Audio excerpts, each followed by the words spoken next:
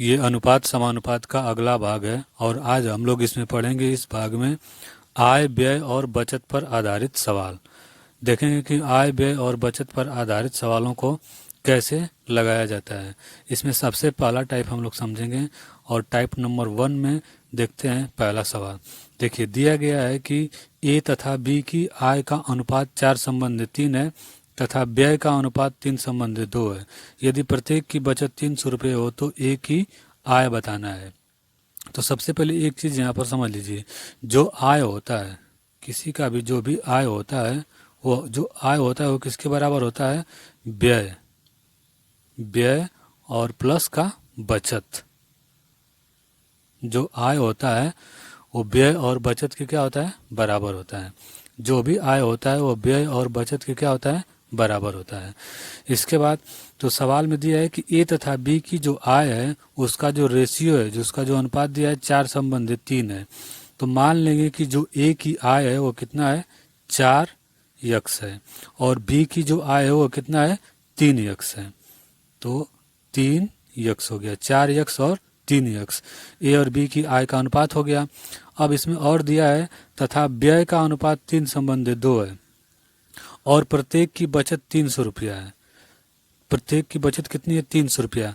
तो यदि ए की आय 4x है तो 300 रुपया बचाता है, यानी कि जब 4x रुपया कमाता है तो 300 रुपया बचाता है। तो आय माइनस बचत, जब आय माइनस बचत कर देंगे तो क्या मिलेगा? आय में से बचत को माइनस कर देंगे तो क्या मिलेगा? व्यय मिलेगा। यानी कि 4x रुपया कमा रहा है और 300 रुपया बचा रहा है, तो कितना खर्च कर रहा है वो मिल जाएगा। उसी तरह से बी की जो आय है 3x है, ये भी 300 बचा रहा है, तो जितना कमा रहा है और 300 रुपया बचा रहा है, तो कमाई में से उसकी बचत को निकाल देंगे तो क्या मिल जाएगा? उसका खर्चा मिल जाएगा, कितना खर्च कर रहा है। तो 4x कमाई है और 300 रुपया उसका बचत है, तो व्यय कितना हो जाएगा? व्यय का अनुपात दिया हुआ है 3:2 अनुपात दिया है, यानी कि 3/2 हो गया। ये हो गया इसका व्यय। यानी कि आय और माइनस बचत का अनुपात बराबर किसके होगा? व्यय के अनुपात के बराबर होगा। बस अब इसको हल कर दीजिए। तो जब इसको हल करेंगे तो 3x मल्टीप्लाई करेंगे तो क्या मिलेगा? यहाँ पर होगा 2 और 4x माइनस का 300 बराबर किसके होगा? 3 का अब इसमें गुणा होगा तो 3x और माइनस का 300 गुणा करके जब आगे हल करेंगे तो ये कितना हो जाएगा? ये हो जाएगा 8x और माइनस का 600 बराबर 3 का जब इसमें गुणा होगा तो 3 × 3 9x और माइनस का 900। यक्स वाले को एक तरफ कर लीजिए और जितने अंक हैं उसको एक तरफ कर लीजिए। तो एक तरफ जब करेंगे तो यक्स का मान क्या मिल जाएगा? यहाँ से यक्स का मान मिल जाएगा 300 रुपया। जब इसको हल करेंगे तो यक्स बराबर क्या मिल जाएगा? 300 मिल गया। अब हमसे पूछा है कि ए की आय कितनी है? ए की कितनी आय है? तो यक्स का मान 300 मिल गया। तो ए की आय हम लोग क्या माने हैं? 4x माने हैं। तो यक्स का मान मिल गया 300, तो ए की आय कितनी हो जाएगी? ए की आय, तो ए की आय बराबर कितना है? 4x है और यक्स का मान कितना मिला? 300 रुपया मिल गया। तो अब इसमें यक्स का मान रख देंगे तो बराबर कितना हो जाएगा? 4 × 300 बराबर कितना हो जाएगा? 1200 रुपया। यानी कि जो ए की आय है वो कितना है? 1200 रुपया हो गया। अब इसी पर आधारित हम लोग दूसरा एग्जाम्पल समझते हैं। देखिए, इस एग्जाम्पल में दिया हुआ है कि ए तथा बी के प्रति माह आय का अनुपात 7:5 है। तो प्रति माह उसकी आय का अनुपात दिया हुआ है। तो मान लेंगे कि ए का जो आय है वो कितना है? 7x है। ए का आमदनी जो है वो 7x है और बी का कितना है? 5x है। तो बी का कितना है? 5x है। तो यानी कि इन ए और बी के आय का अनुपात हो गया। अब इसके बाद दिया है कि 5:3 क्या है? उनका खर्च का अनुपात दिया है और कितना दिया? बचत कितना दिया है? 1200 रुपये की बचत करते हैं। तो देखिए, 7x रुपया कमा रहा है और 1200 रुपया बचा रहा है। तो 7x में से 1200 निकाल देंगे तो वो किसके बराबर बचेगा? 7x रुपया कमा रहा है, 1200 रुपया बचा रहा है, तो जो 7 कमाई में से उसका बचत निकाल देंगे तो वो क्या हो जाएगा? खर्च हो जाएगा, खर्च के बराबर होगा। उसी तरह से 5x कमा रहा है और ये भी 1200 रुपया क्या कर रहा है, बचा रहा है, तो इसका कितना खर्चा होगा, तो ये कमाई और माइनस का बचत बराबर खर्च के हो जाएगा। और खर्च का अनुपात दिया है दोनों का कितना, 5 संबंध है 3, यानी कि 5/3 का अनुपात दिया हुआ है। अब इसको आगे हल कर देंगे, जब तिर्यक मल्टीप्लाई करके हल करेंगे तो कितना होगा, 7 × 3 कितना हो जाएगा, ये हो जाएगा 21x और माइनस का 12×3 = 3600 बराबर 5 का मल्टीप्लाई इसमें करेंगे तो कितना हो जाएगा, 25x और माइनस का 12×5 = 60, यानी कि 6000 हो जाएगा। अब जब इसको आगे हल करेंगे तो x वाले को एक तरफ कर लीजिए और जो संख्या है उसको एक तरफ करके जोड़ घटा दीजिए, तो जोड़ने घटाने पर क्या मिलेगा, देखिए तो ये हो जाएगा 4x और बराबर हो जाएगा 2400। 4x बराबर कितना हो जाएगा, 2400। तो x बराबर कितना हो जाएगा, x बराबर यहाँ से मिल जाएगा 600 रुपया। अब देखिए सवाल में क्या पूछा गया है कि उनके आय का अंतर कितना होगा, तो उनके आय का अंतर पूछा है, यानी कि आय का अंतर, आय का अंतर कितना होगा, देखिए आय यानी कि आमदनी, तो ए की आमदनी कितनी है, 7x है और बी की कितनी है, 5x है, तो इन दोनों का अंतर यानी कि 7x और माइनस का 5x बराबर कितना हो जाएगा, 7 - 5 कितना हो जाएगा, 2 हो जाएगा, 2x हो गया। अब हमको और x का मान ज्ञात किया गया, x का मान कितना मिला है, 600 मिला है, यानी कि 2 × 600 बराबर कितना हो जाएगा, 2 × 600 बराबर क्या हो जाएगा, ये हो जाएगा 1200 रुपया। यानी कि ए और बी की जो आय है उनका अंतर कितना है, 1200 रुपये, यही क्या हो जाएगा, आंसर हो जाएगा। अब इसके बाद आय और व्यय का हम लोग दूसरा टाइप का सवाल देखेंगे। ये हो गया पहला टाइप, पहले टाइप के बाद दूसरा टाइप हम लोग समझते हैं किस तरह से दूसरे टाइप में सवाल पूछा जाता है। आय और व्यय का दूसरा टाइप है। दूसरे टाइप में किस तरह से सवाल पूछा जाता है, देखिए दिया गया है कि एक व्यक्ति के 2 क्रमागत वर्षों में आय का अनुपात 2:3 है तथा खर्च का अनुपात 5:9 है। यदि उनके दूसरे वर्ष की आय 45,000 हो और पहले वर्ष का खर्च 25,000 है तो 2 वर्षों में उनकी बचत ज्ञात करना है। तो देखिए एक व्यक्ति के 2 क्रमागत वर्ष में, यानी कि मान लीजिए कि पहला वर्ष है, ये कौन सा वर्ष है, पहला वर्ष, तो पहला वर्ष, तो पहले वर्ष में उसकी जो आय है और दूसरा वर्ष, इसको मान लीजिए कि ये कौन सा है, दूसरा वर्ष है, ये दूसरा वर्ष है,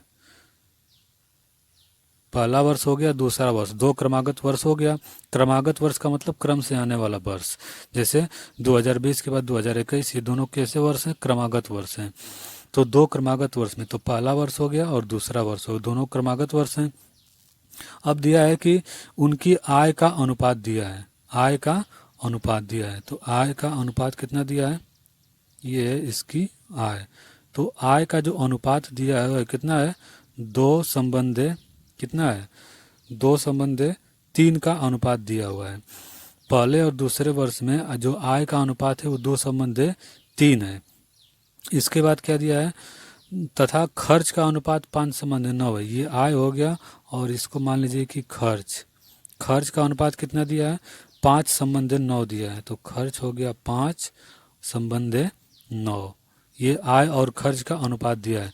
इसके बाद दिया हुआ है कि यदि उनकी दूसरे वर्ष की आय 45,000 हो, दूसरे वर्ष की जो आमदनी है वो कितना है, 45,000 है, तो दूसरे वर्ष का जो आय है वो कितना है, 3 के अनुपात में है, लेकिन उसका आय कितना दिया है, 45,000 दिया हुआ है, यानी कि जो दूसरे वर्ष का आय है वो कितना है, 45,000 के बराबर है। इसका मतलब ये हुआ कि जो 3 दिया हुआ है, यह 3 का मान किसके बराबर है, 45,000 के बराबर है। तो जब 3 45,000 के बराबर है तो 1 किसके बराबर हो जाएगा, तो 45,000 बटा के 3 हो जाएगा, 1 का मान निकल जाएगा। तो जब 1 का मान निकल जाएगा तो 2 का मान निकाल सकते हैं आराम से, तो 2 किसके बराबर हो जाएगा, तो 2 से मल्टीप्लाई कर देंगे तो 2 उसके बराबर हो जाएगा।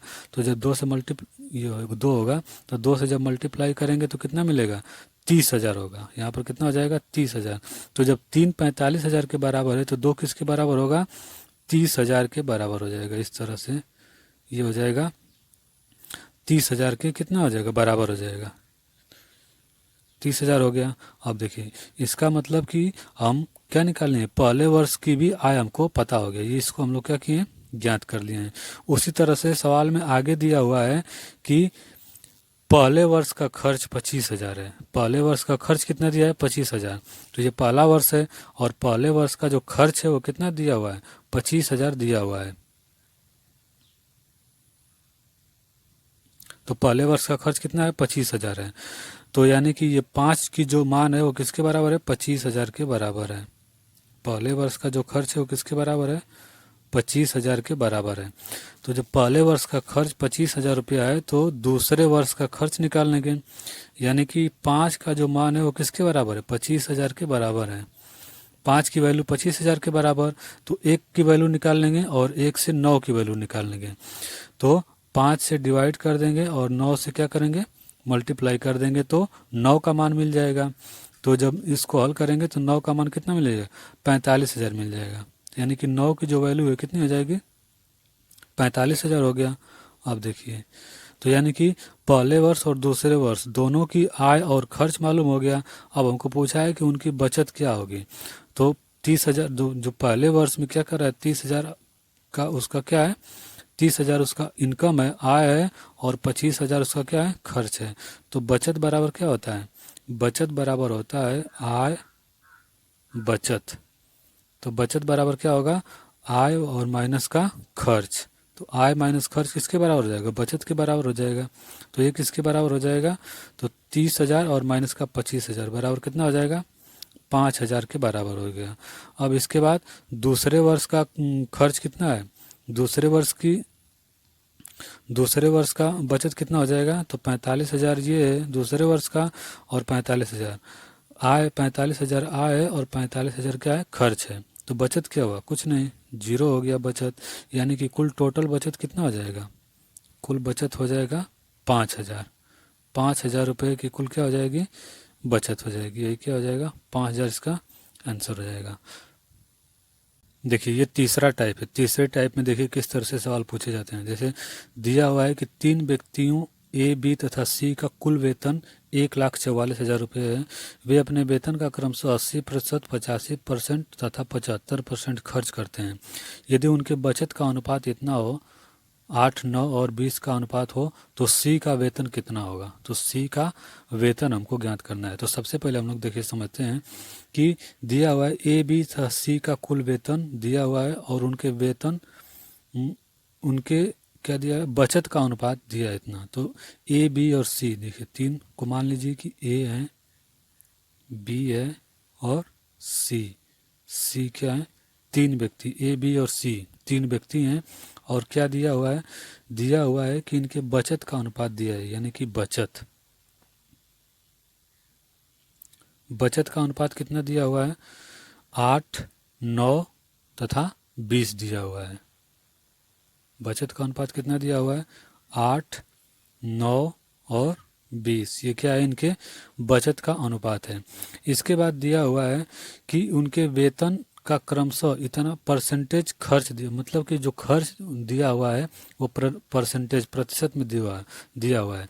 तो सबसे पहले हम लोग एक बात ये समझते हैं, जैसे मान लेंगे, सबका मान लेंगे हम लोग क्या, कि मान लेंगे कि ए, बी और सी है। तो ए, बी, सी का जो इनकम है, जो कुल वेतन है, कुल जो इनकम है उनका, जो कुल उनकी आमदनी है वो कितना है, 100% मान लेंगे।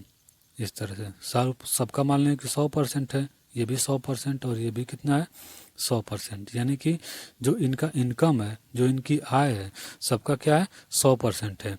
और सवाल में क्या दिया हुआ है कि 80, 85 तथा 75% खर्च करते हैं।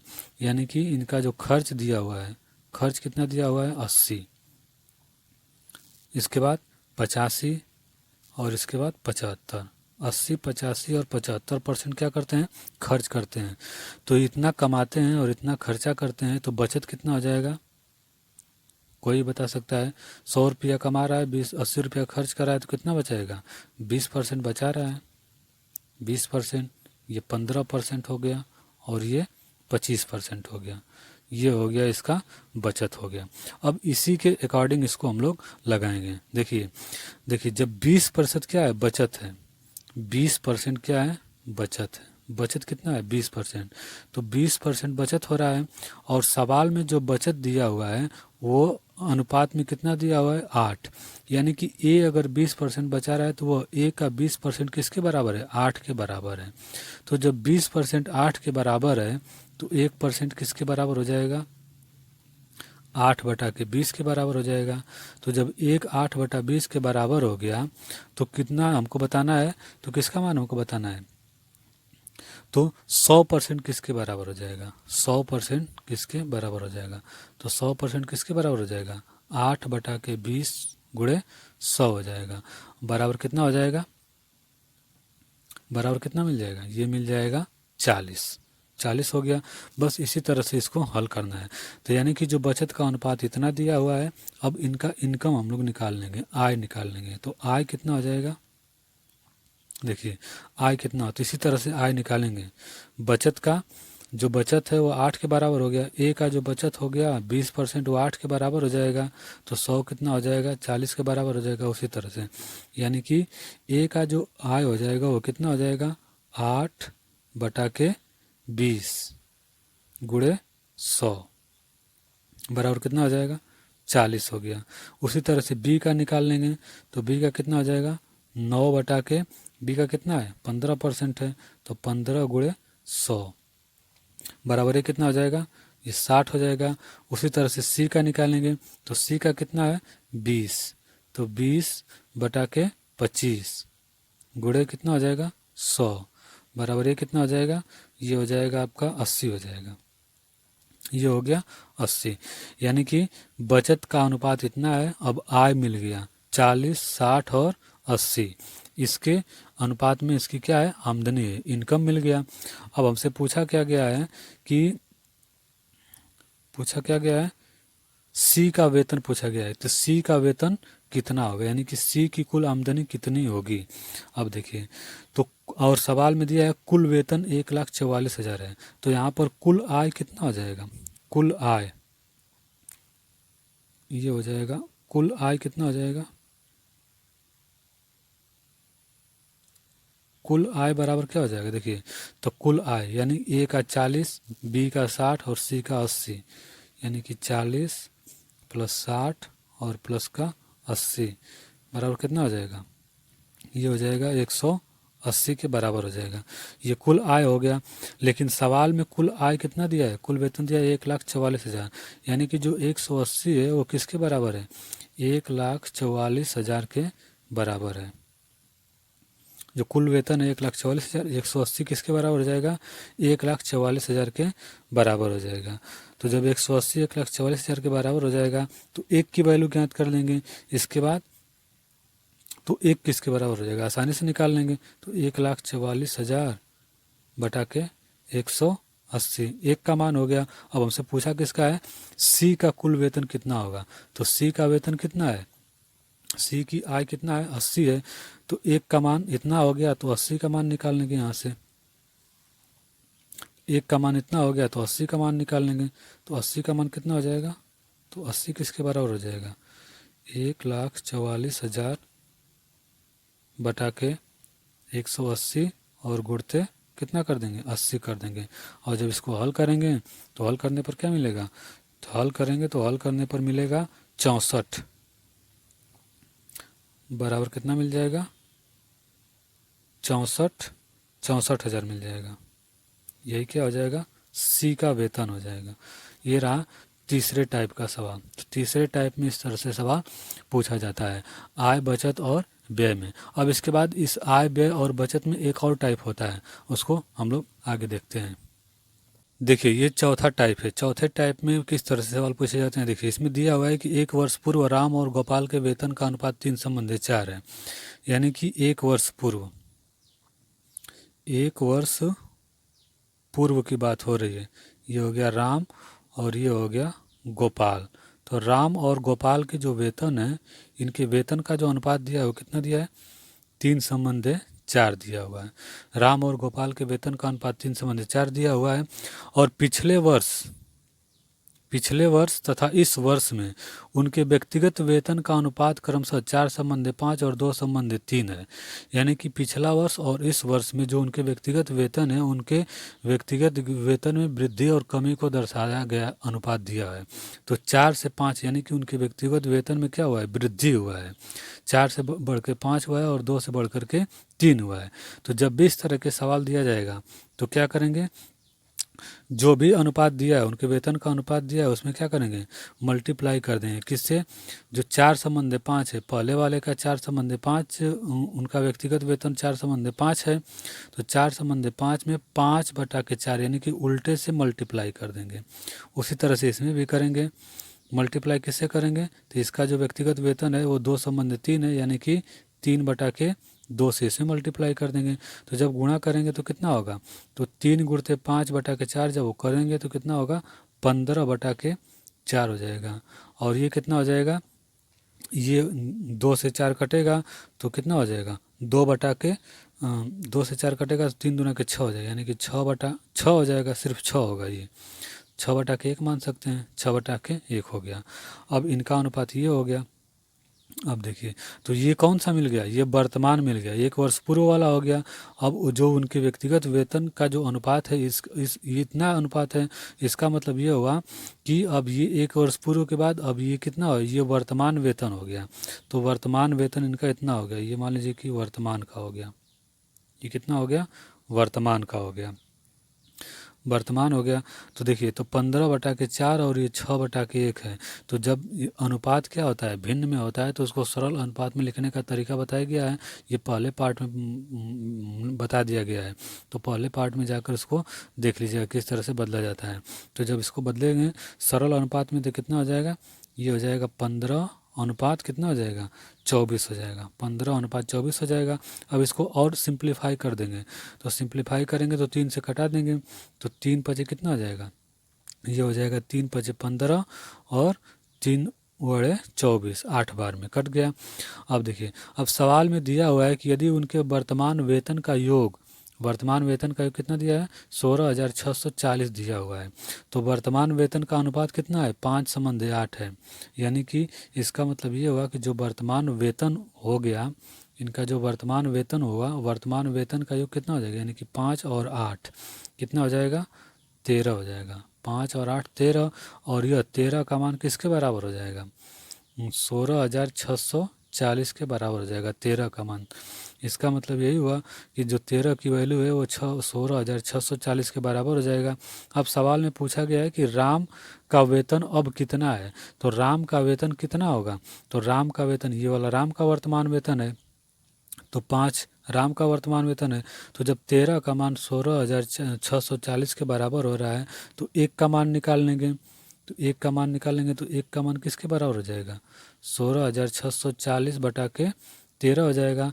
और राम का कितना है, तो राम का 5 है, तो 5 का मान निकाल लेंगे यहाँ से। तो 5 की वैल्यू कितनी हो जाएगी, 16,640/13, और गुणे कितना हो जाएगा, 5 हो जाएगा। जब इसको हल करेंगे तो कितना मिलेगा, हल करने पर मिलेगा हमको कितना, 6400 मिलेगा, बराबर कितना हो जाएगा, 6400, 6400। यानी कि राम का वेतन जो होगा वो कितना हो जाएगा, 6400 हो जाएगा। यही क्या हो जाएगा, आंसर हो जाएगा। तो ये हो गया चौथा टाइप। इस तरह से आय, बचत और व्यय का जो सवाल है, इतने टाइप के होते हैं, इससे ज़्यादा नहीं पूछा जाता है। अब इतने टाइप के सवाल को रिवीजन कर लीजिएगा। हर एक टाइप में सवाल, एक एक सवाल लगाया गया है, किताब से इसको रिवीजन कर लीजिएगा आगे।